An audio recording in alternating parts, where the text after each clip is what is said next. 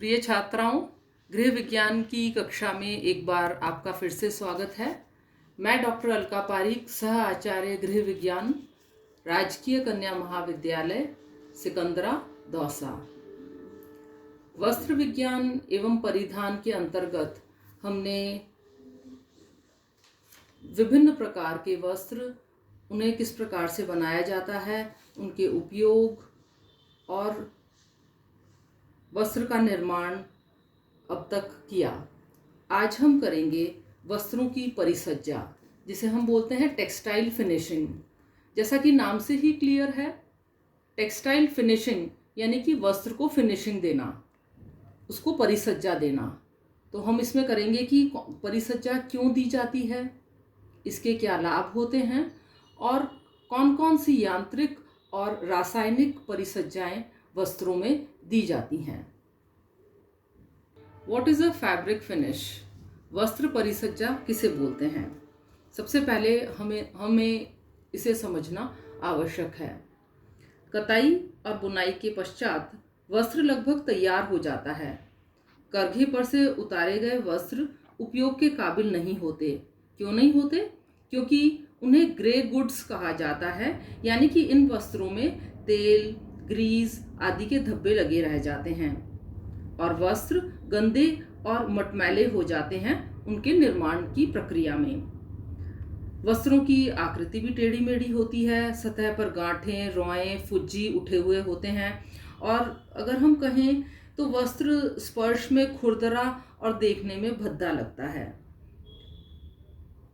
इसके लिए वस्त्रों पर परिसज्जा दी जाती है, जिससे कि वस्त्र के बाह्य स्वरूप में परिवर्तन लाया जा सके, वस्त्र देखने में सुंदर, मनोहारी और मनभावन लगे और स्पर्श में कोमल, चिकना और मुलायम हो।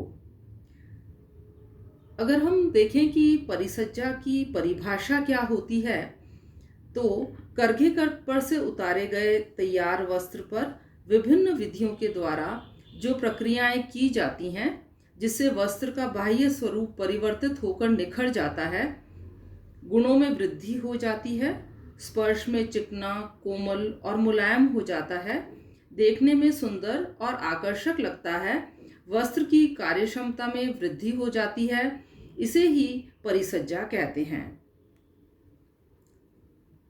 और विभिन्न विधियों के द्वारा वस्त्रों में विभिन्नता, विविधता, ताजगी और नवीनता भी लाई जाती है।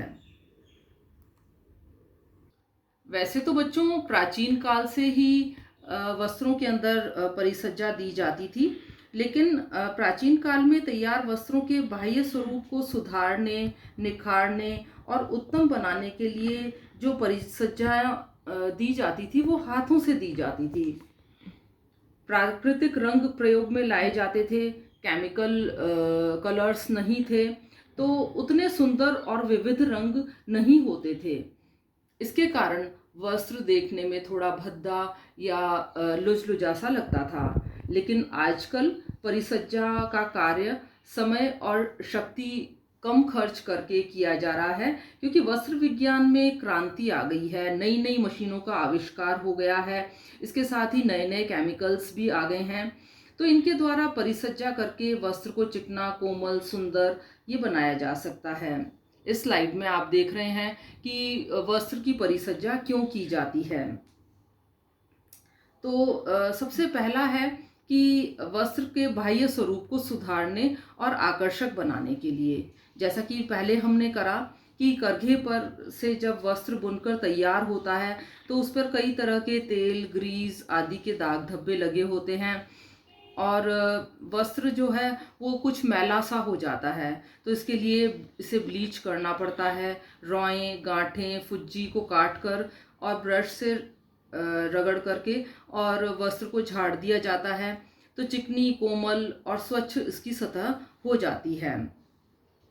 वस्त्र की सतह पर नैपिंग की जाती है और जो वस्त्र के दोष होते हैं उनको छुपाया जाता है। दूसरा होता है वस्त्रों के अंदर विभिन्नता लाने के लिए, क्योंकि देखो हम देखते हैं कि वस्त्र जैसे तैयार तो कॉटन से, सूत से ही होते हैं, लेकिन उसके अलग अलग परिसज्जा दे करके, उसमें अलग अलग फाइबर्स को मिला करके और उसको रेयॉन भी बना दिया जाता है। कुछ जब उसमें टेरिकॉट मिला दिया जाता है तो टेरिलिन बना दिया जाता है। तो इस प्रकार से वस्त्रों के अंदर विभिन्नताएं लाई जाती हैं और इससे वस्त्रों को अधिक उपयोगी, आकर्षक, मनभावन और रुचिकर बनाया जाता है। इसके लिए विभिन्न प्रकार के रंगों, छापों, नमूनों, डिजाइनें आदि उसके ऊपर बनाए जाते हैं। विभिन्नता लाने के लिए कई बार वस्त्रों पर से रॉएं उठाए जाते हैं, जिसे कि एम्बोजिंग कहते हैं, ब्रशिंग की जाती है, स्मूथनिंग की जाती है। और उसके बाद उनमें विभिन्न डिजाइन उभारे जाते हैं, जिसे एम्बोजिंग बोलते हैं। तीसरा होता है वस्त्र की उपयोगिता बढ़ाना। वस्त्र को मजबूत, टिकाऊ, सुंदर, कोमल, चिकना बनाने के लिए परिसज्जा का प्रयोग किया जाता है और इससे वस्त्र की कार्यक्षमता और उपयोगिता में वृद्धि हो जाती है। उसके बाद फोर्थ है वस्त्र की कार्यक्षमता और गुणवत्ता में वृद्धि करना। वस्त्र को प्रयोजन के अनुसार इस पर परिसज्जा देकर कार्यक्षमता और गुणात्मक वृद्धि की जाती है। जैसे कि बच्चों, फायरमैन के जो वस्त्र होते हैं वो अग्निभेदी यानी फायर प्रूफ होते हैं। जल से बचाने के लिए जल अभेद्य या वाटरप्रूफ वस्त्र बनाए जाते हैं। तो ये किस प्रकार से बनाए जाते हैं? इनके ऊपर परिसज्जाएं दी जाती हैं। वाटरप्रूफ, फायर प्रूफ परिसज्जा दी जाती है, जिसे हम आगे पढ़ेंगे कि किस प्रकार से दी जाती है।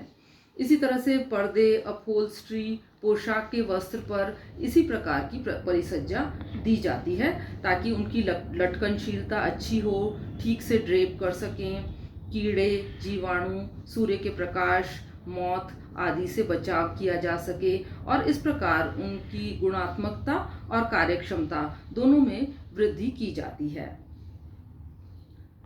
नेक्स्ट होता है वस्त्र का रखरखाव सरल करना।